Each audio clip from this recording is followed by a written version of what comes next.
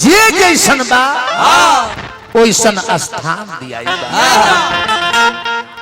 राजा जनक जी पूछने की का हो सब कोई पहुंच गई कब से घूरी कटले वालो तले एगो मंच खाली लौकल जौन सबसे ऊंच रहे सातानंद जी के भेज के बाबा विश्वामित्र जी के साथ में राम लक्ष्मण के बुलवावल जाता जनक भवनवा में धनुषा धराइल बा तो धनुषा के तुरे होई राजा लोग आइल बा धनुषा के तुरे होई राजा लोग आइल बा तो जनक भवनवा में धनुषा धराइल बा जनक भवनवा में धनुषा धराइल बा ए बाबूआ ई धनुष कैसन बा कैसन आई राजा लोग कैसन बा ई राजा लोग कैसन बा एही में केहू से ना केहू कमजोर बाटे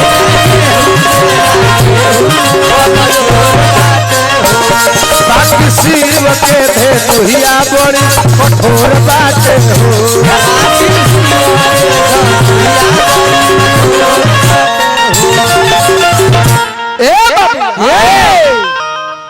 सारा मनोजवा के गाना में लिखाइल बा सारा मनोजवा के गाना में लिखाइल बा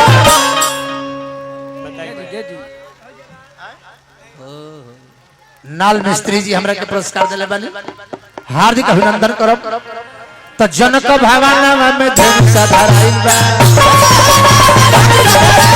जनक भवनवा में धनुषा धराइल बा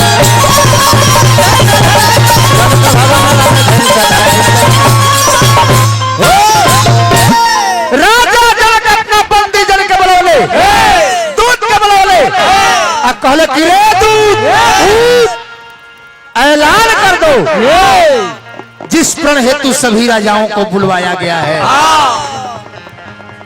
बोले बंदी बचन बरा सुनहु सकल महिपाल तन विदेह करी कहीं हम भुजा उठाई विशाल देश देश के राजा हमारा राजा के आदेश जे केहू शिव के धनुषा के तोड़ दी राजा जनक बूढ़ जवान लड़का सियान से कोनो मतलब नहीं है ओकरे से अपना बेटी सीता के विवाह करी है और वह सब अपना किस्मत के आजमाई केकरा भाग में सीता लिखल हो जय हो बारी बारी से राजा लो जाता अपना अपना अपना किस्मत के आजमा होता कितना राजा सोचता रहे कि बाप रे बाप राजा जनक इतना लमहर ज्ञानी बालन आई का कोइले बालन एक धनुषा के तूरे खाती हतना राजा के बुलावला के कौन काम रहल कि तो अकेले हम आईती उठाईती ऐठ मैठ के तूर के आ सीता से विवाह करके घर ए बाबू बारी बारी से राजा लो जाता कैसे अजमावे लगल रे अजमावे लगले रे बारी बारी से धनुहिया अजमावे लगले रे बारी बारी से धनुहिया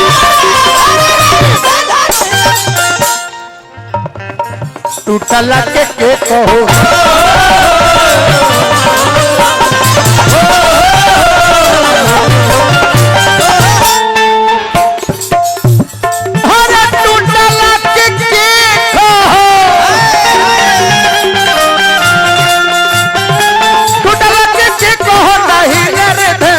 लगले रे बारी बारी से धनुहिया लगले रे बारी बारी से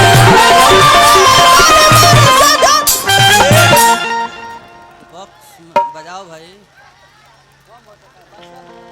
हेलो बारी बारी बारी से राजा लो जाके हाँ अपना किस्मत के आजमावता बेस कम कर दिया। बाकी केहू से धनुषा तिल भर नहीं कही हेल बेस वाले ए बबुआ ए 10,000 राजा ए भाई चुप रहो लगे 10,000 राजा एक दिन में धनुषा में अपन बल के आजमावले बाकी केहू के कैले कुछ ना भइल ना तो राजा लो राय कोई सब राजाओं ने अपने में विचार विमर्श किया कि हम लोगों ने अकेला तो कुछ नहीं कर पाया लेकिन अब हम सभी मिलकर इस धनुषा को तोड़ेंगे लिखने गोस्वामी बाबा अरे भूप सहस दस लगे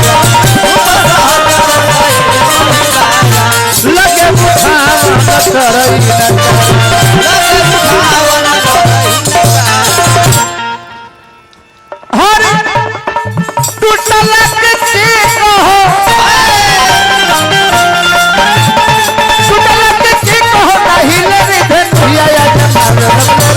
बारी बारी से भेजिया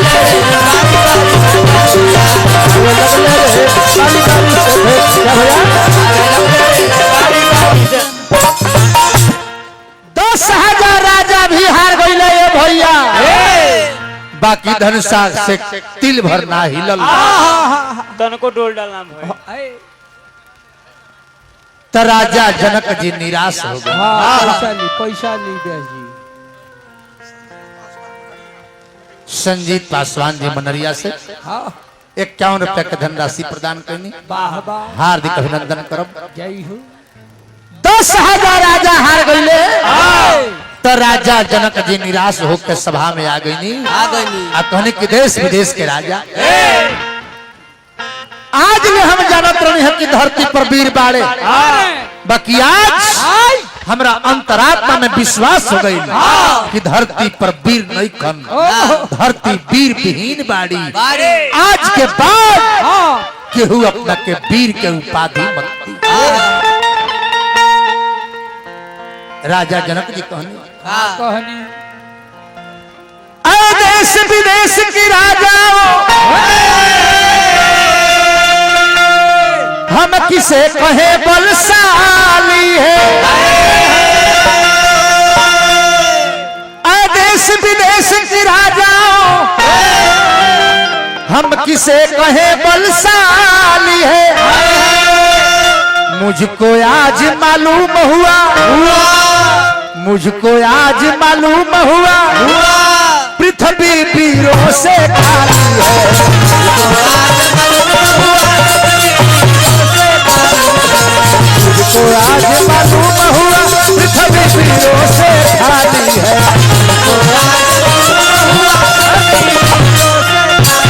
आज मुझे मालूम हो गया धरती वीर विहीन है ये कदापि मुझे पहले मालूम होता तो मैं ऐसा कठोर प्रतिज्ञा नहीं करता तजहु आस निज निज गृह जाहु लिखा न विधि देहि विबाहु अब जन को मखे भट मानी अबीर विहीन मही मैं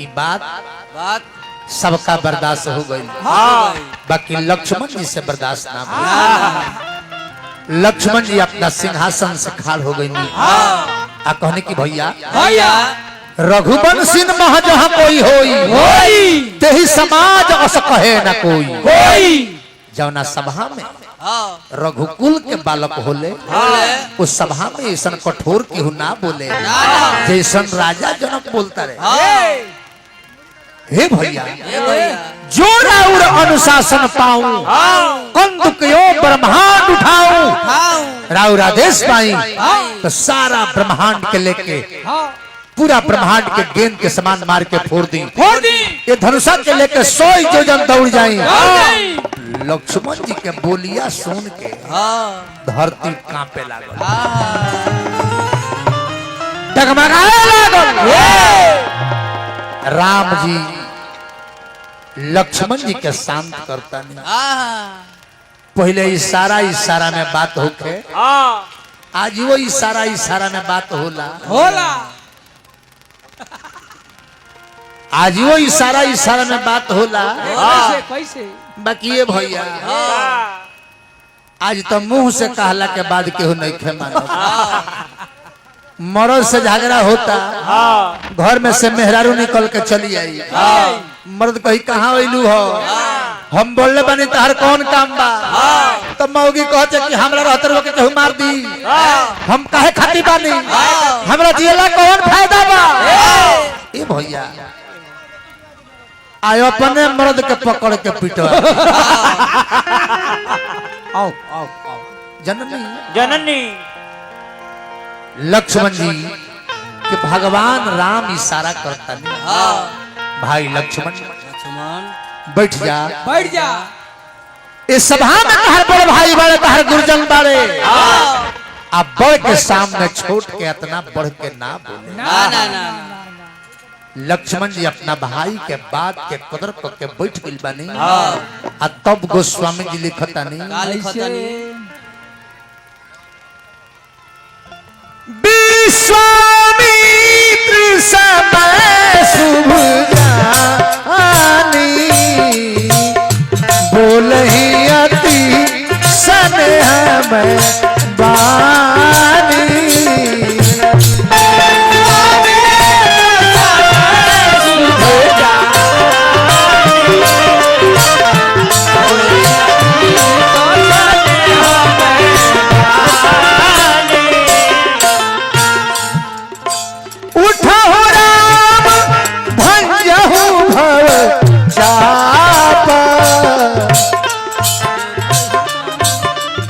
उमेश पासवान जी पासवान चौक से पुरस्कार दिले बानी, हार्दिक अभिनंदन करब।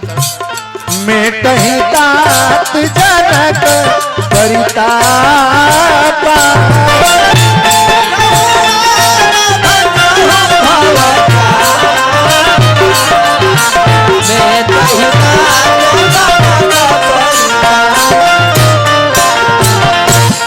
भगवान राम के बाबा विश्वामित्र जी आदेश देता ने, हे राम, हे मर्यादा पुरुषोत्तम, हे विष्णु के अवतार, हे दशरथ नंदन,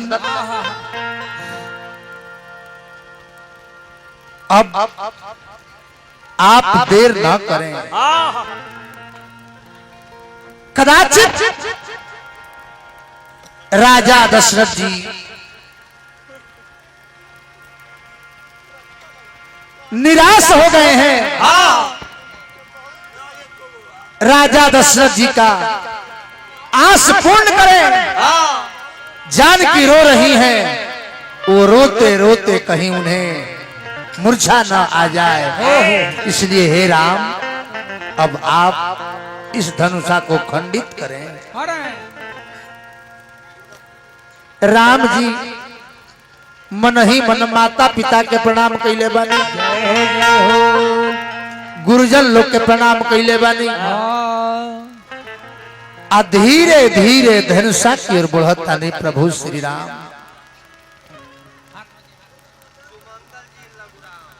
सुमंगल जी लघुराव से हमरा के पुरस्कार दिले बानी, हार्दिक अभिनंदन करब। धनुषा उनसा आइल बाजी, राम जी तैयार बानी। चेंज देखा लो, चेंज दिया गया भैया, एक आदमी के ले ली पैसा। धनुषा उनसा बनल हो, राम जी तैयार बानी लेकर हम सब। अच्छा तोरे वाला नहीं कहू तो ये गौरी को धनुषा की आवश्यकता हुई। राम जी तो धनुधारी है ये हैं।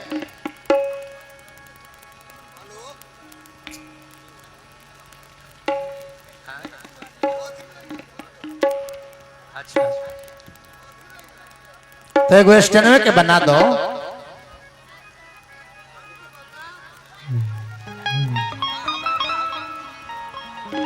बना के रखो एगो। रेडी बा रेडी बा। का भाई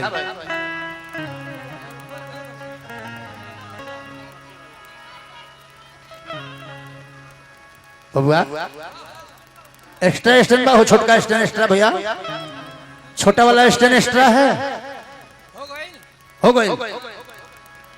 राम जी धीरे धीरे चलते धनसा के तरफ। आहा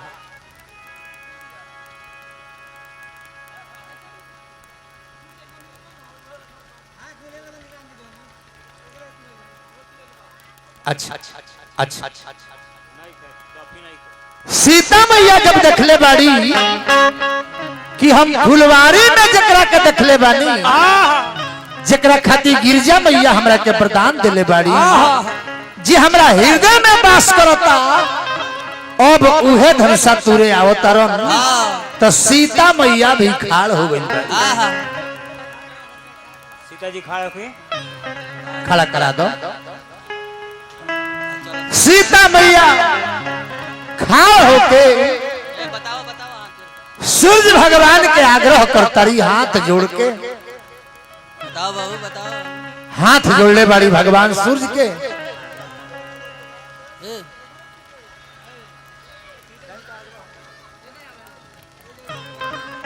आय हाय हाय हाय।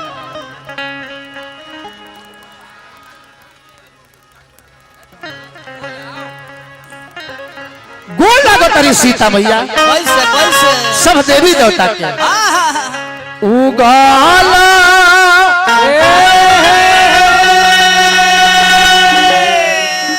शुरू जाए बाबा हो लागत बानी गो।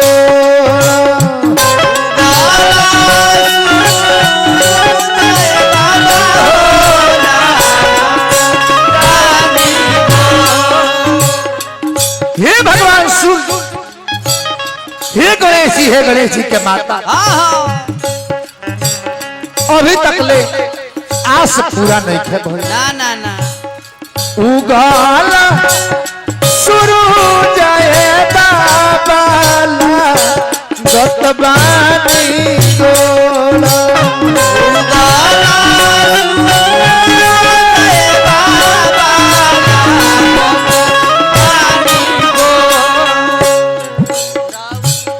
राऊ रे गलत है बाबा दुनिया होला जो।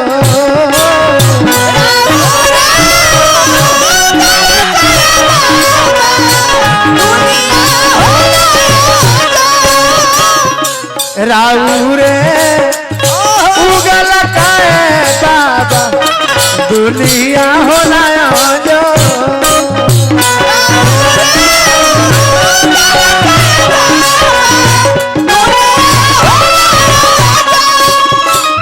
जानकी मैया कहता रही कि हे भगवान सूर्य, हे भगवान जनम के दुखिया है बाबा माई ई बाप ना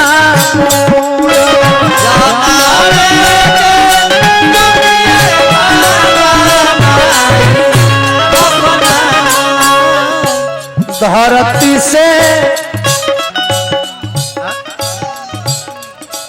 बाबू रविंद्र सिंह जी हमरा के पुरस्कार दिले बानी, 100 रुपया के पुरस्कार दिले बानी, हार्दिक अभिनंदन करब। धरती से जो नमनिए बाबा हरावा के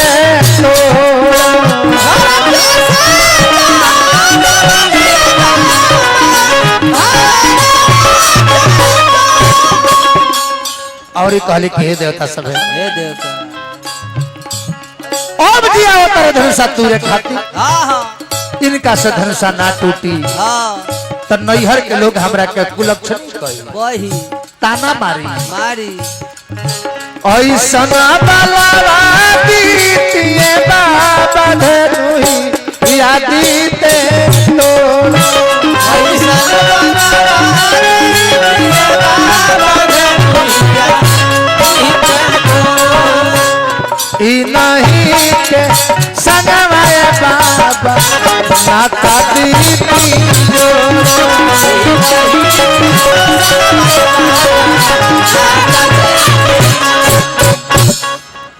मालिक भगवान राम धनुषा के लगे पहुंच गई बानी। वाह धनुषा के प्रणाम करतनी झुक के भगवान राम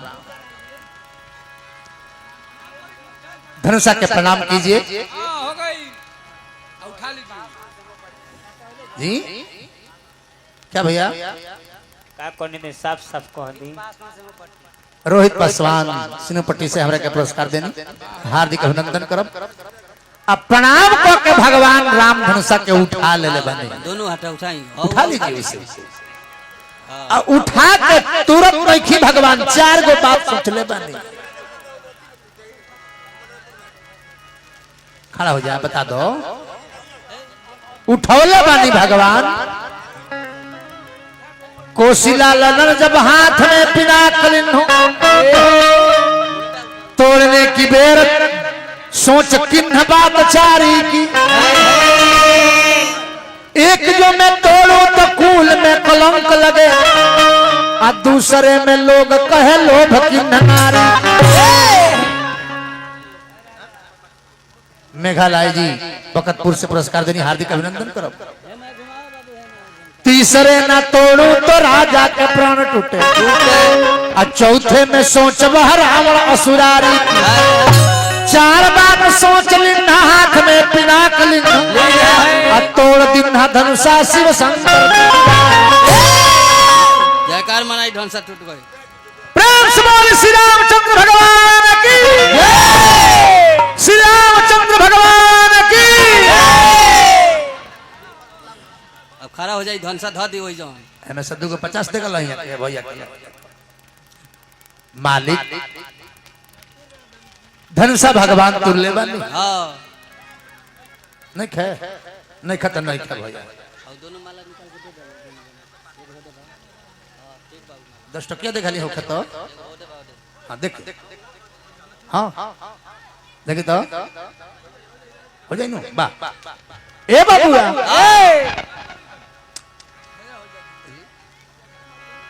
तनी धनुष छूटल बा भगवान राम के नाम पर एक बार जयकार सबके उठा दे बोल दे।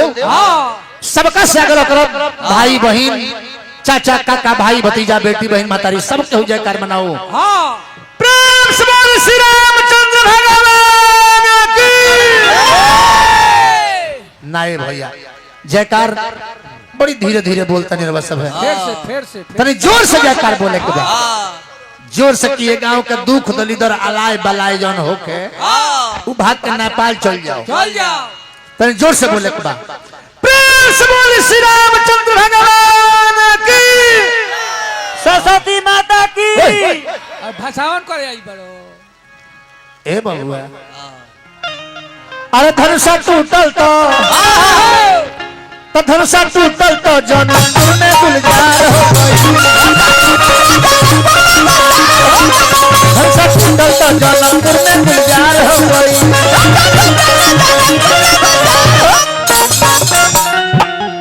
धनुषा टूटल तो हर जनकपुर में गुलजार हो गई।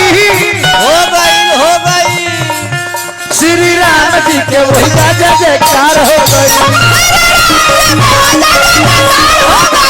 श्री राम जी के वही राजा जयकार हो गई। ए बाबूआ और का हो गई। देवी देवता आसमान से मिलके फूल बरसावे। देवी देवता मिलके आसमान से फूल बरसावे।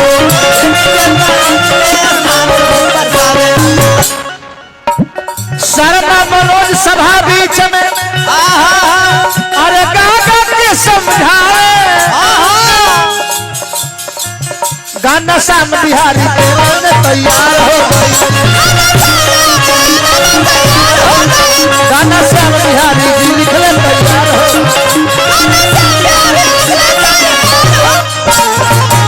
ए भैया कानवा में नहीं बोले कितने कानवा से दूर से दूर बोली। से दूर से हाँ शैलेंद्र पासवान जी से पट्टी 21 रुपया के धनराशि प्रदान भइल हार्दिक अभिनंदन करब। अब आंख से लोग तो नहीं खे आ तेज बोल के कोनो बहिर कर दे तब तो हमार भइल नो काम जौनो बताओ ना चौपट तो कानवा बचा के रखे के बा हां उहे धन बढ़ले एगो इहे धन बा कोनो में हनु हां रवा दूरो से बोले तो तनी हमरा सुना जाए हाँ जी अब देखी मालिक धनुष टूटल आ सखी लो सीता जी के लगे जूटल वाह वाह वाह बस सखी चल जाता सीता जी के लगे और तनी चल जा नैना माला ले लो हाँ सीता जी के लगे सखी लो जूटल बा देख ला माला देख ला आ सीता जी के भगवान राम के समीप लियावल जाता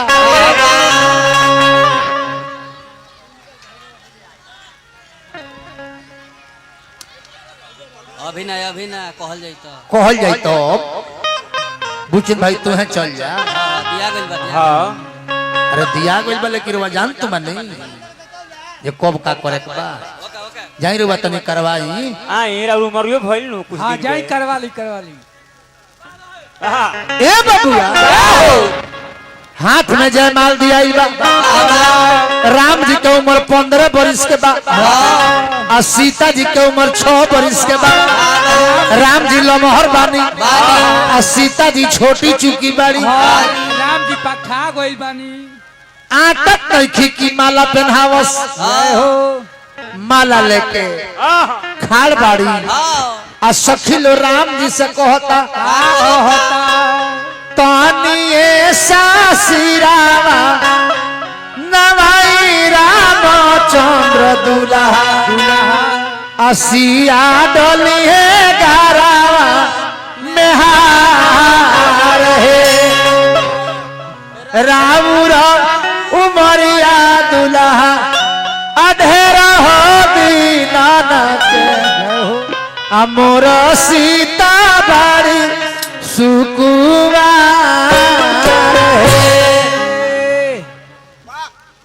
राम जी से लोग कहता का कितने मुड़िया झुका दी हां वाह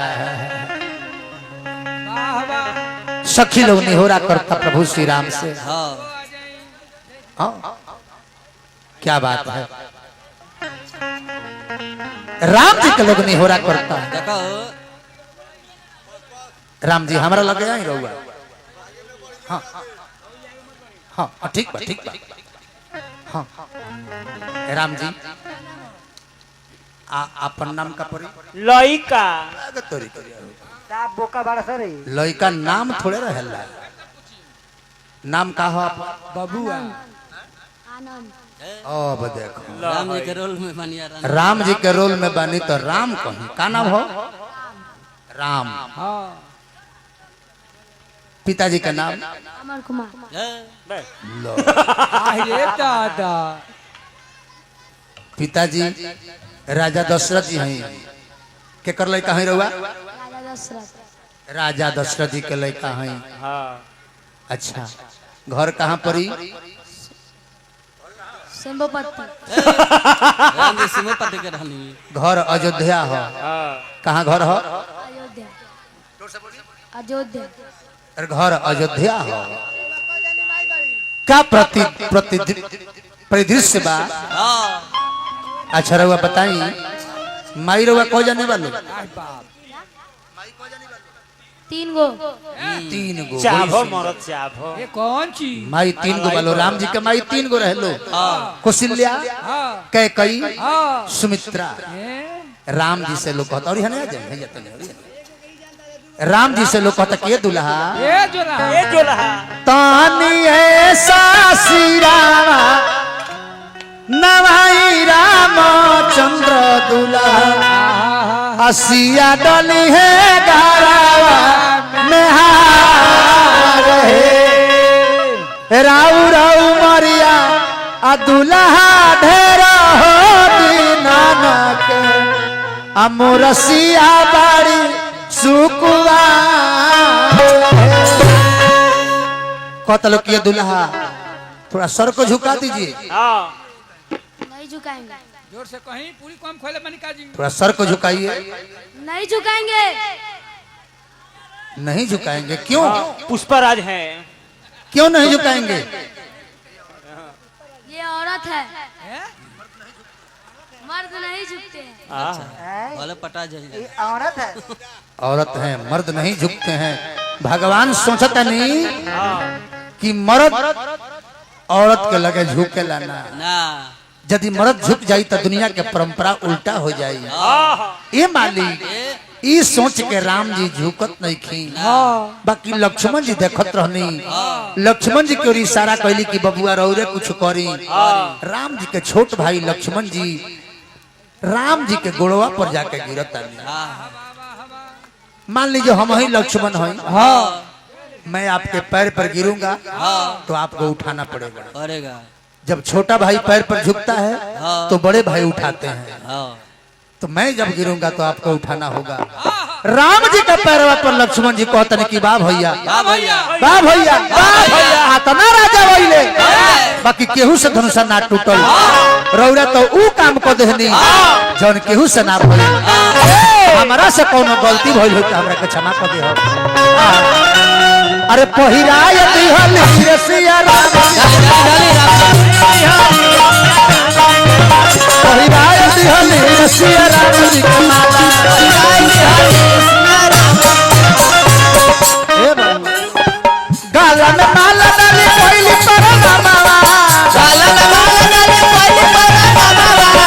ओही बेरा माली हली आपन सदा बाबा, ओही बेरा माली हली आपन सदा बाबा। होय देखी कहतर नहीं है ना झुकल जाला। हां अब लगल गोड़ लागे। ए महाराज, ये महाराज है ना सुनी तो हुआ है ना सुनी। आई रे दादा। राम जी अभी तो आप कह रहे थे कि नहीं झुकेंगे। नहीं झुकेंगे। शादी होते होते बच्चों का मतीय बदल जा रहा है। बच्चे मौसम की तरह बदलते हैं। कब? शादी होते होते, शादी होने के बाद बच्चे मौसम के जैसे बदल जाते हैं। अब के कहत रही है कि ना झुके। औरत का आगे ना झुकल जा। अब माला पड़ते पड़ते लगनी पटा के दंडोत करे। गाला में माला डाली कोई परा मावा, गाला में माला डाली कोई परा मावा। वही बड़ा माली हली अपन सजनावा, वही बड़ा माली हली अपन सजनावा। अरे सारा जनकपुर में हो गईले हाला, पहिराय दिहल सिया राम बाबा, पहिराय दिहल सिया राम बाबा। ए बबुआ एगो नेग तेजवा के हो ना, लेकिन नीमन काम जितने जल्दी हो जाओ उतने जल्दी करे के चाहिए। कबीर साहब कहले बानी कि काल करो सो आज करो, आज करो सो अब अब पल में परले होत है बहुरी करेगा तो। ए बबुआ है घूम तनी हाथ जोड़ी तो हाथ जोड़िए। सबको प्रणाम, सबको प्रणाम, भाई बंधु को प्रणाम, भाई बंधुओं को प्रणाम, माता बहन को प्रणाम। माता बहन को प्रणाम, जोर से बोलिए। माता बहन को प्रणाम, माता बहन को प्रणाम, माई के प्रणाम, माई के प्रणाम, बाबूजी के प्रणाम, बाबूजी को प्रणाम, नानी के प्रणाम, नानी का प्रणाम, नाना के प्रणाम, नाना का समयाना के प्रणाम। समयाना का बाप रे बाप, एगो ढेलाई माई है ना बाड़ी। हंसतो पानी है के मुस खाता नहीं। हंसतो पानी मने बुझाता जो बिया मिल गई। हां प्याज जी बहुत मुस खाता नहीं। मुस्किया तनी कहीं की आप लोगों के आशीर्वाद से, आप लोगों के आशीर्वाद से हमारा एक काम हो गया। हमारा ये काम हो गया। आशीर्वाद दीजिए। आशीर्वाद दीजिए। 6 महीना में 6 महीना में 10-12 गो लड़का हो जाता। बुझा तो इंडिया टीम खड़ा करी है। फिर इंतजाम होगा, हाँ फिर इंतजाम होगा, फिर हम राम बनेंगे, फिर हम राम बनेंगे, हाँ फिर विवाह होगा। फिर विवाह होगा। वाह वाह। सीता जी के बदल दिए। अब तो नहीं होगा। हाँ है नहीं आई हे दिखे आई। और ये नहीं आई तो नहीं। तनी चाय वगैरह बनल बाकी ना हो। ठीक हाँ। बा ठीक बा जाई बढ़ी बढ़ी एजे में बैठी। बढ़ जाई होई बेंजो वाला के लगा हाँ बेंजी वाला का लगे बैठी बजाओ तेरे बेंजी उनका लगे। कुछ रियाज में रही रहो उनका लगा हाँ हाँ ए बबुआ अब राजा जनक जी के दरबार में बाबा परशुराम जी आइल बाड़े। अब पूछो तारे कि बताओ ये राजा बताओ इस तरह दरबार में भीड़ कैसन लागल। होई सो तले टूटल धनुषा पर नजर पड़ल। बाबा कहले कि राजा अरे बताओ ये राजा कवन भैया अरे बताओ ये राजा कवन भैया सोपी लगाओ बिहाई समाज मत मारे जय है समराज मत मारे अतना भीड़ तू जुटल लगा कहिया बताओ ये राजा कौन भैया बताओ ये राजा कौन भैया परशुराम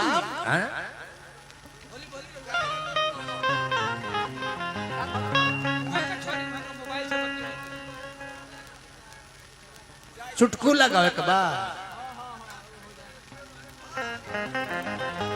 जानता नहीं है भैया। हाँ अभिषेक बाबू ध्यान हर एक आदमी के हाँ एक जगह ना रहेला। ना ना ना ना हो बैठल बानी भगवान के पूजा में बाकी ध्यान पूजा में बा कि ना ना ई बड़ी सोचनीय बात बा। जय हो एगो चोर हाँ रोज चोरी करे जाओ हाँ आ रोज शंकर जी के जाके गोहरावे हाँ कि हे शंकर जी आज हमरा माल मिली नु हाँ तो फिर भी इन्हें भांग चढ़ाए। हाँ रोज शंकर जी के अपन देवता मान ले रहे इष्ट देवता मान के शंकर जी के गोल लाग के जाओ। आ एक दिन गोल लागे गोल नु शंकर जी के अभिषेक बाबू कलश के हे शंकर भगवान आज मैं जा रहा हूँ अपने बाल बच्चों के लिए मजदूरी करने आज मेरे बिजनेस में तरक्की दीजिएगा। आ गोड़ लाग के जब चलल न तो मंदिरिये में एगो 9 किलो के सोना का घंटा टांग रहे ओही पर नजर पड़ गई। कलश की आहिरे दादा अरे दादा जावना काम खाती हम घर में केहू के जाए उ तो यही मंदिरिये में बा। ए भैया का हो अब लागल व्यवस्था करे की घंटी खोल लिहल जाओ बाकी कोनो चीज भेटाओ ना बस शंकर जी के वो लिंगवे पर चढ़ गए आ लागल घंटी खोले बस शंकर जी प्रकट हो गई आ कहने की बर मांगो मांगो बर मांगो आज तक जितने भक्त हुए भांग धतूर गांजा पानी सब चढ़ाते हैं लेकिन तू कैसा भक्त है कि अपना शरीर ही मुझे दान कर दिया अपना शरीर ही मेरे पर चढ़ा दिया वरदान मांगो मांगो चोरवा कलश की घंटिया खोल ले तो हाला मत करो हाला मत कर लोग जान जाई हाला मत करो लोग जान जाई घंटिया खोल ले खोल लेवे दो